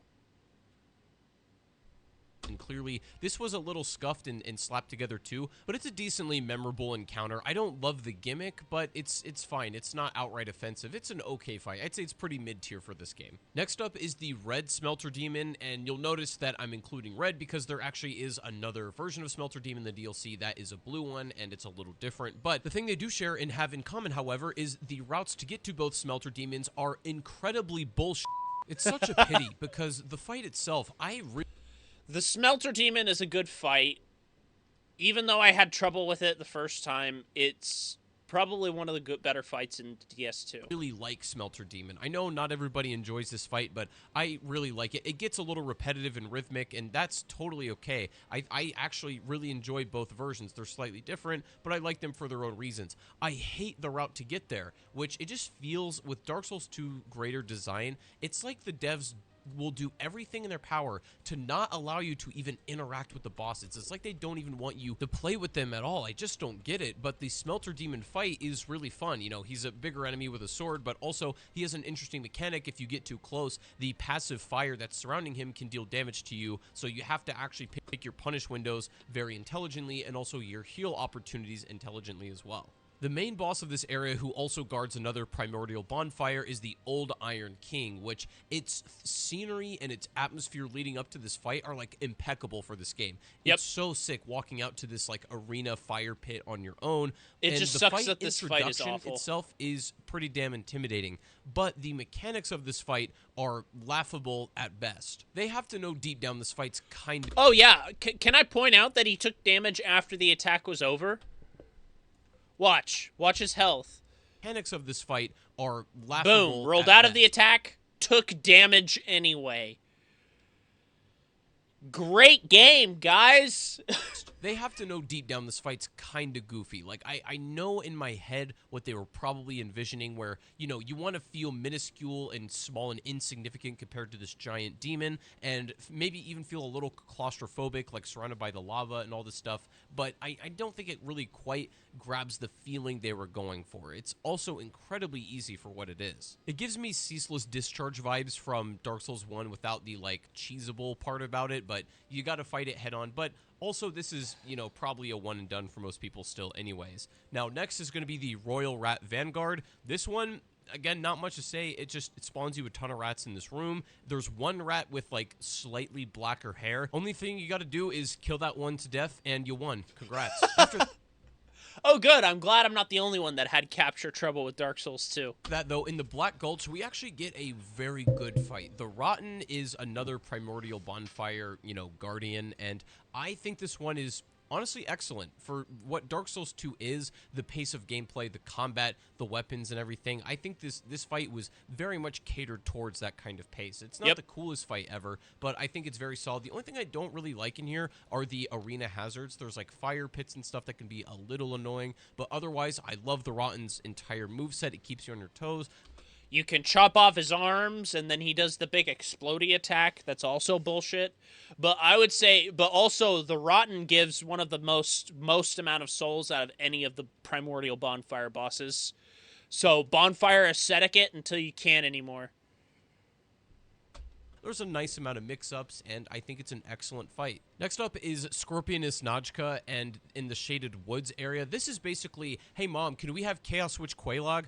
Son, we have Chaos Witch Quelaag at home. This is basically the scuffed equivalent of that. It's a little bit less good than that fight, but it's okay. It's cool because it can become invulnerable for a little bit when it dives under the sand, and it's got a little, you know, few interesting things going on that separate it from Quelaag, but I don't think this version of the boss is as hard. The moves are a little more telegraphed and reactable. The Scorpion, I would say, is easier to dodge than you would probably expect, and it's not super threatening. It just looks cool. I think that's really about it. Next up is Royal Rat Authority, which is pretty much Sif from Dark Souls 1 with less sauce and a gimmick where rats will make you toxic in the beginning, and that's the extent of it. It's not as interesting in Sif. It doesn't have, you know, quite as much lore behind it. It doesn't even have a sword in its mouth, but it moves the same way. It has the same, like, patterns and stuff, so it's pretty recognizable, and you'll probably take it down within 1 or 2 tries. It does descend from, like, the top rope, which is cool, but other than that, I think this area is mostly for PvP anyways, so I feel like this fight is just kind of tacked on. I can't help but feel that this was added somewhat last minute. Next boss is Prowling Magnus, which is a meme gank fight. It's, like, not even really a boss, which is the case for a lot of these. It's a cluster of enemies. It's not that happens to have a health bar. It's not even an actual boss. You got a couple of these magic lads and a couple of these crawling boys, but they just happen to have a health bar. But realistically, it's just a room of enemies that you can't leave until you kill, not an actual boss. Next up is Duke's Dear Freya, which if you're an arachnophobia lover, then you are going to absolutely despise this boss. It looks incredibly disgusting, which is great for a boss like this. And it also kind of has the idea of the Flexile Sentry, where they pretty much have 2 different heads, and the hitboxes on this boss are incredibly stupid. I can't lie, but I like the idea of where... You can also chop off one of the heads, but you have to do a certain amount of damage to it in a certain amount of time. It essentially shifts its vulnerability windows from the front to back, and you have to kind of chase it down a little bit. It's a cool fight once you get the hang of it, or once you understand how it works. Not particularly difficult, but it has a great presentation. I love the atmosphere. I love the route to get here, surprisingly enough. Having a torch in your hand makes these smaller spiders keep their distance from you, giving you better, you know, opportunities for damage on the actual giant spider. So it's a cool little fight, and I actually enjoy this one quite a bit. Next up is the Looking Glass Knight, which again has an amazing presentation, and I even really like its moveset, but its gimmick is the fact that it can spawn either an NPC into the battle arena with you, or a real player sometimes. And if it spawns a real player, there's a chance that the boss could just get healed from the other person, making this a insanely one-sided fight. I don't know if this one was quite as polished as it could be, but depending on, you know, what it spawns for you can pretty much determine your entire experience with this boss. But here's the trick. Don't hit his shield.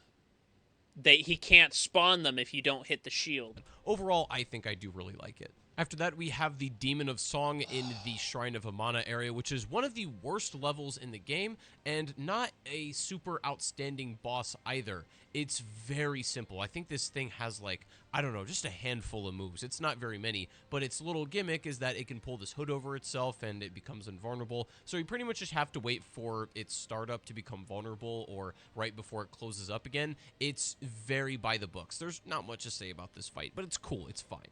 Velstadt the Royal Aegis is an excellent fight in DS2, but it's not the hard checkpoint that I think it could be, like the Pontiff Sullivan of Dark Souls 3, where this is like pretty much the gatekeeper into the late game sections, where it should be kind of a hard checkpoint to make sure that you are prepared for this. But this boss fight, while it is tough for some people, I don't think it's actually as threatening as maybe it could have been. Also, I love him on his own, but I hate the fact that another DLC boss can basically summon him into their own fight, and it really makes this encounter, again, far less special. But I do enjoy it for its presentation, and the actual mechanics are pretty solid too. Guardian Dragon just looks like an unfinished and unpolished fight. It's not nearly as cool as Calamite or Midir are in their respective games. And also, once you beat Guardian Dragon in a boss, encounter like this with a health bar, you then proceed to fight a bunch of random Guardian Dragons that are just regular enemies. I don't really understand why this fight's in the game. This is another one where I'm like, do we really need to have this in here? I don't know, but not a great fight in my opinion. I really don't like this one that much. It's there because they needed a boss between this and the next area. After that is Giant Lord, which is very similar to the last Giant, but this one has a weapon, and it's got a slightly different moveset, and it also has a bit more of an awkward battle arena. It's a bit skinnier and narrow, and my problem with both the last Giant and the Giant Lord is the camera doesn't really work that compatible with these giant scale enemies, particularly really tall ones that you can't see the top of. You're just swinging at its feet and knees the whole time, which doesn't really have the same effect. It's a fine fight for what it is, and it's pretty easy, similarly to the last Giant. Very unremarkable otherwise, but it is a boss you need to beat to finish the game. Ancient Dragon ties Ancient Wyvern for being the worst dragon fight in Dark Souls, period. I don't think Dark Souls really knows how to get dragon fights right for the most part, especially large-scale ones like this. The arena doesn't complement the scale of this enemy. The hitboxes are incredibly jank. And No. FromSoft knows how to do dragon fights correctly. Calamite, Midir, Placidusax... They know how to do dragon fights correctly. It's just that they don't always do it correctly. Some of the most easily exploitable dumbass AI that I have ever seen, and it's just kind of a disgrace to be in the game. You hit it, you run away. You hit it, you run away. It has moves that combo into each other that absolutely should not. I think the Dark Souls series specifically has always struggled with larger enemies, but specifically dragons. I think Elden Ring did a little better with dragons, but even then they're not perfect, but they are a step up from what they did in a lot of these games. Ancient Wyvern in DS3 and then also Ancient Dragon here are just not great. Not a mandatory boss, but one I imagine most players will take on is King Vendrick, which again, this is a boss where you got to meet these prerequisites where for each giant soul you have, its defense that it has actually gets cut in half. So if you have all the giant souls, you pretty much play it at normal HP. This fight is very good. It's slow, like the pace isn't that fast, but it's very brutal. He outputs a lot of damage and will oftentimes one-shot you depending on your armor and health setup. I would say this fight's more about positioning than it is reaction. As long as you're near Vendrick is a joke. Like the left side of him, his sword hitbox usually can't touch you that much, so this fight becomes significantly easier just once you know where to stand. So before we get to the final game bosses of like the base game of Dark Souls 2, let's talk about the DLC, because as I mentioned, there are 3 expansions, and the first DLC boss we're going to talk about is Alana, and I think this fight is pretty good. She's pretty much a mix of everything where she can spawn stuff. She actually plays like Nashandra, which we'll get to, and she can even spawn in Velstadt as well as like skeletons and stuff. So This fight is easily one of the most unique ones in the entire game, period, but the fact that the closest bonfire is hidden behind a random illusory wall that you would have no reason to ever check is kind of crazy. Like, but it doesn't even require Pharaoh's Lockstone. It's like a normal illusion. It's a wall that you go up to, and you use it. You press the use key, and then it opens. You have no indicator that it's a special wall. It looks like just like the rest of the wall, but then you use it, and it pushes back, and it opens. It is one of the most bullshit placements I've ever seen.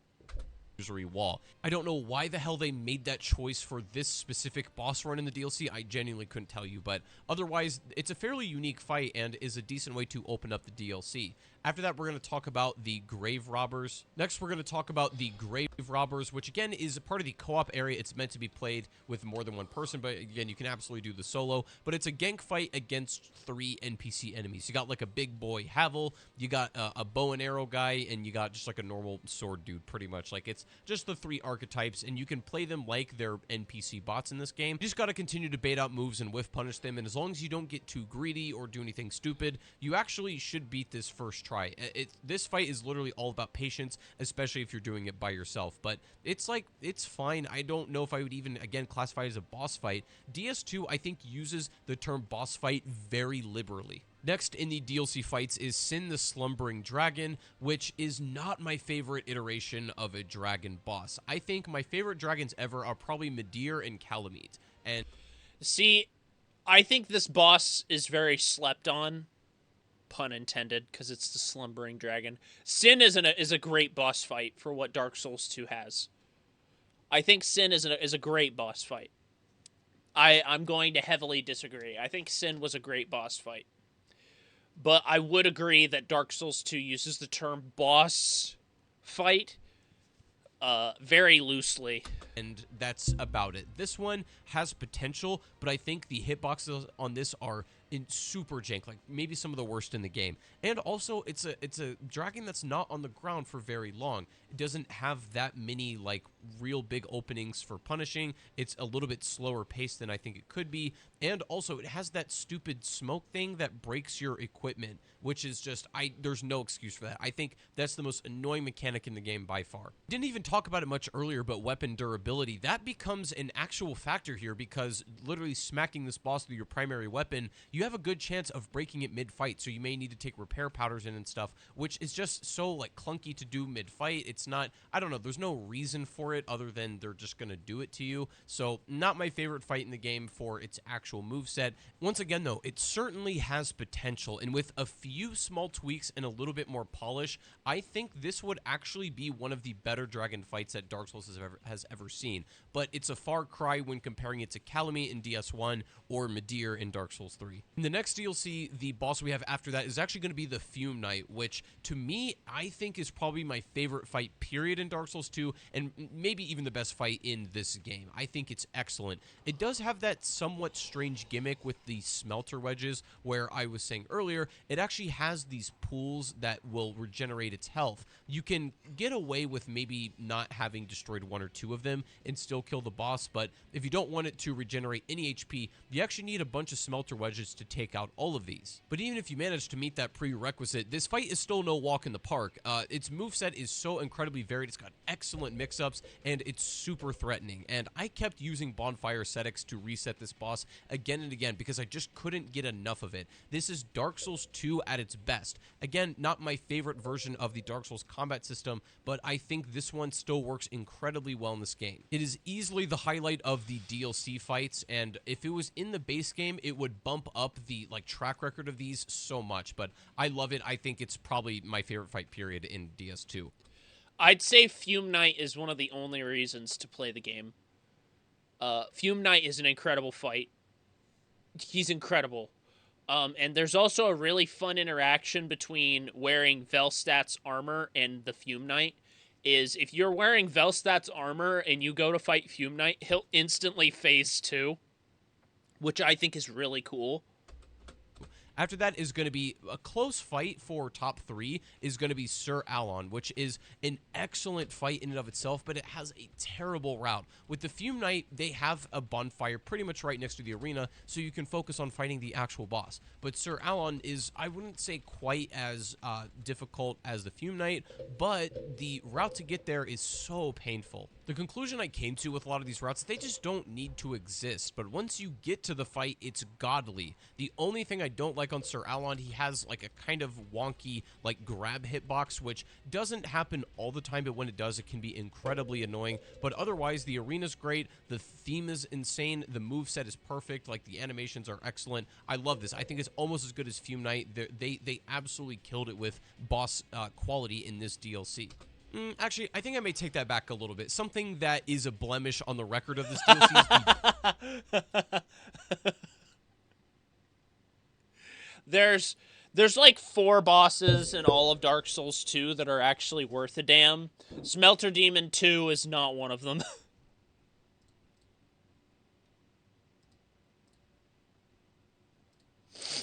Blue Smelter Demon. Again, I told you both Smelter Demons have terrible runbacks. The route to this is a literal joke. Like, you can go a couple of different ways. There's some shortcuts you can take, but for the most part, the enemies are set up in a way where they're just going to annoy the absolute living out of you. Like, it's crazy. Now, assuming you haven't mauled it enough to delete the game at this point, if you make it into the fight, it's a fight you've already done. The Smelter Demon, but blue.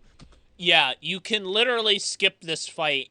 It's completely optional, and there's no reason to do it.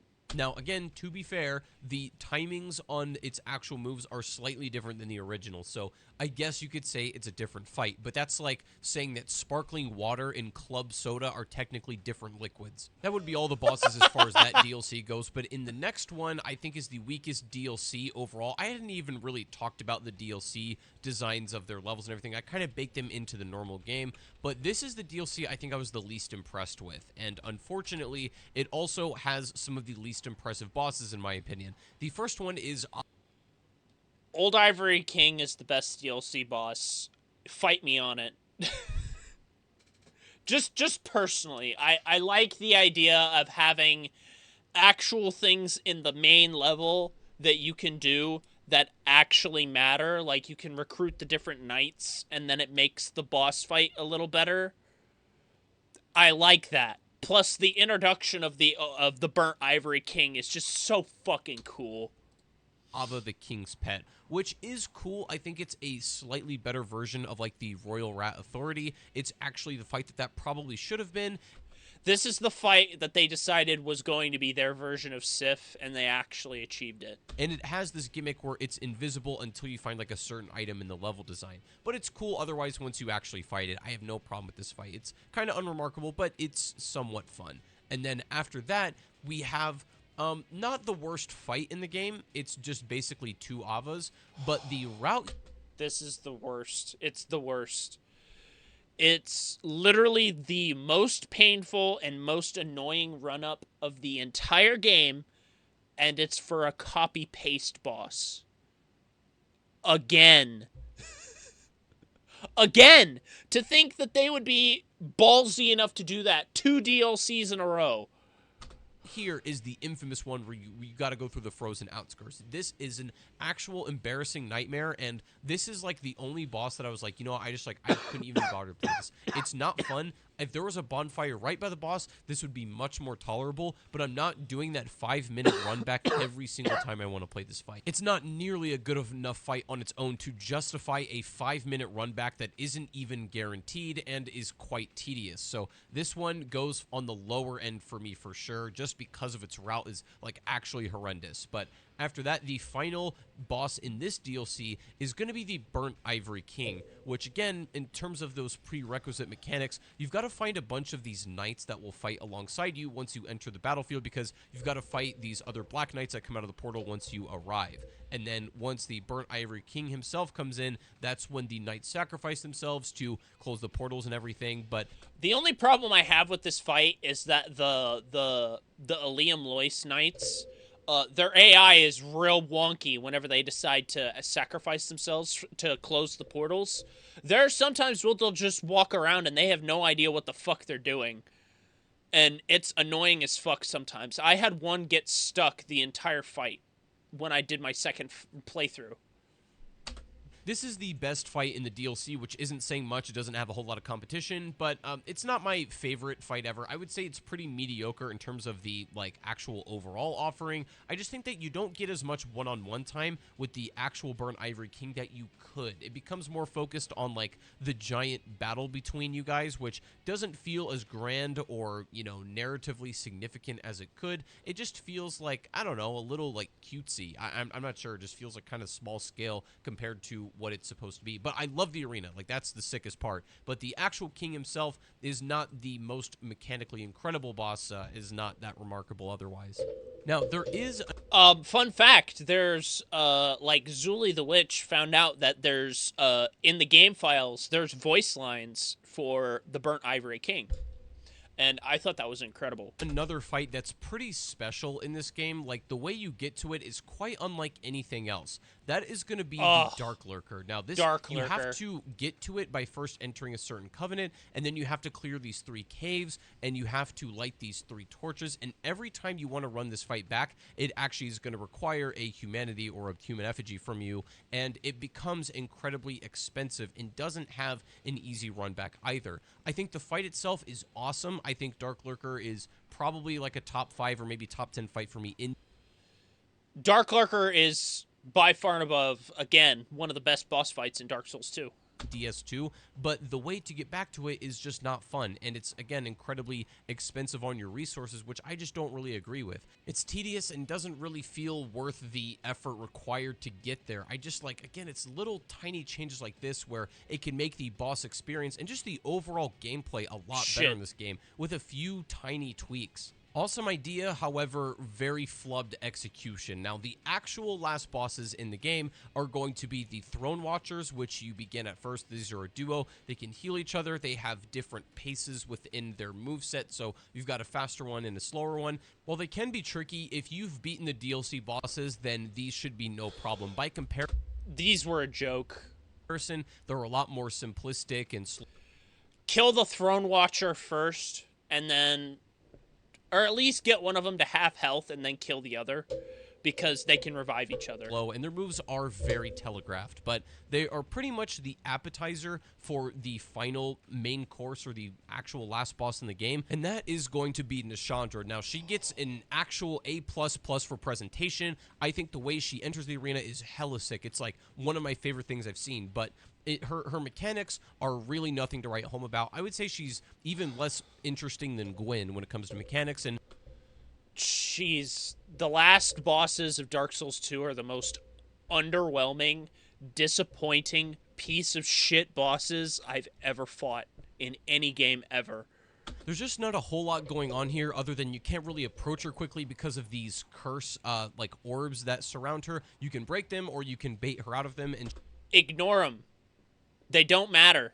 She has a scythe, which is pretty slow moving, but if you can deal with those 2 moves, then you're basically in the clear. Having a victory over Nashandra at the end may feel a little hollow or underwhelming, but if you have done the prerequisites, there's actually one actual final boss after Nashandra, which is Aldia, Scholar of the First Sin, which is an excellent story boss, and I would actually compare him to the Moonlight Presence in Bloodborne, where he only shows up if you do some very specific things in the game, but he's not an actual hard boss. He's pretty much just there for story reasons. Similarly, Aldia only shows up at the end after defeating Nashandra if you've done those prerequisites, and also if you've killed Vendrick before beating Nashandra.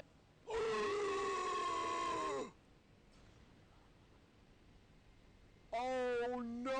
Again, he has a very limited moveset, but that's not... I guess his fight isn't really about the mechanics as much as it is for the story and lore, and just to wrap up everything thematically. The cool thing about this fight is if you die on Nashandra, for example, you don't have to run back Throne Watchers. You can kind of pick up where you left off. So while this can be a trio, final fight where, you don't really get out of the arena until you beat all 3, you can still do that because basically the last 2 aren't as hard as they probably could be, but I think they're fine. They're just not a super standout. And then after beating all of these bosses, you get your ending, which depending if you beat Aldia or not, you actually have 2 choices of how you want your ending to go. And that's how Dark Souls 2 will wrap up for most players. The thing is, the volume of the boss content is its biggest strength and its greatest weakness. I think it's cool having a Dark Souls game that has like this giant amount of content, but I think it's undeniable that many of the bosses are too repetitive to one another, or they're reused too. It's the same problem in Elden Ring, is that there's only a certain number of bosses that are actually good, but then there's also the rest of the bosses that might as well not even be bosses. We're not going to talk about Godskin Duo because it's fucking awful. All of the 15 Remembrance bosses in Elden Ring are fucking S tier.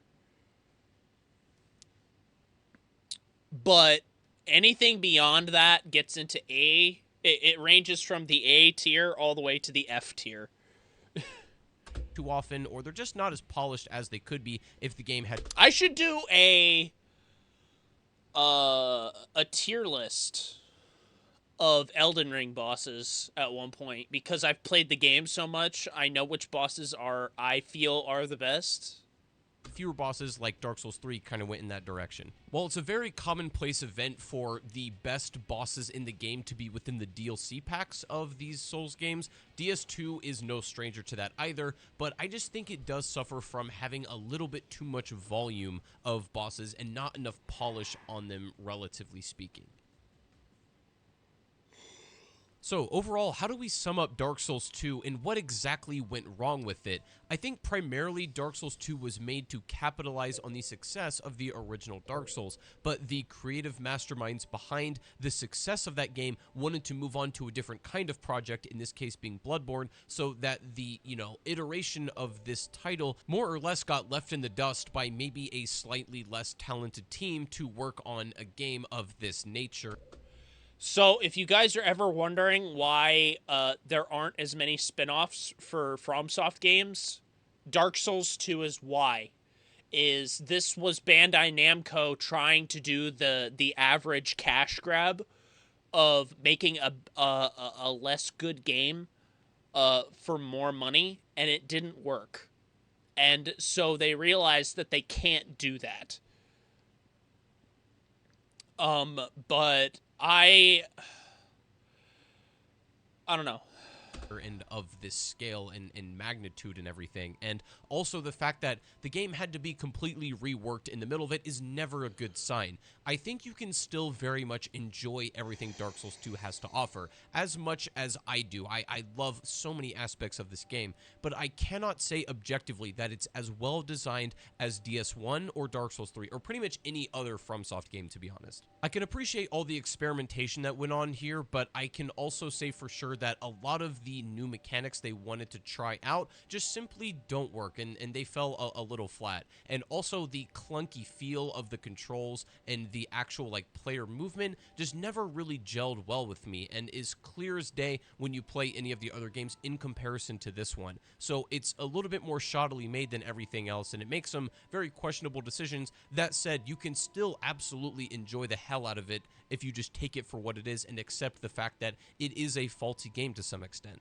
As I said earlier, compared to other games in the genre that try to emulate Dark Souls, I still think DS2 is a mile above all of those, 1000%, but compared to its little family with the rest of the Dark Souls series, it is without a doubt the weakest link of the bunch, but one of them had to take the fall, and in this case, I do believe it to be Dark Souls 2. That's a lot of good points. I agree with a lot of the stuff that's in this video. I'm gonna watch the Dark Souls 3 video next, is what I plan on doing, because he made a Dark Souls 3 video. I think, yeah, that Dark Souls 2 has a lot of quantity over quality issue, but I also think that there's some issues with not only the game mechanics, but also the level design. But I also think that if Dark Souls 2 had been made properly, even without Miyazaki, if they had had more time to fix these issues, Dark Souls 2 could have still been a very, very good game. but we're left with this D tier Dark Souls game that's forever a tarnish on their reputation. But I would say that if they had had enough time to make it, to finish it, then yeah, I think Dark Souls 2 could have been a C plus or a B in terms of games.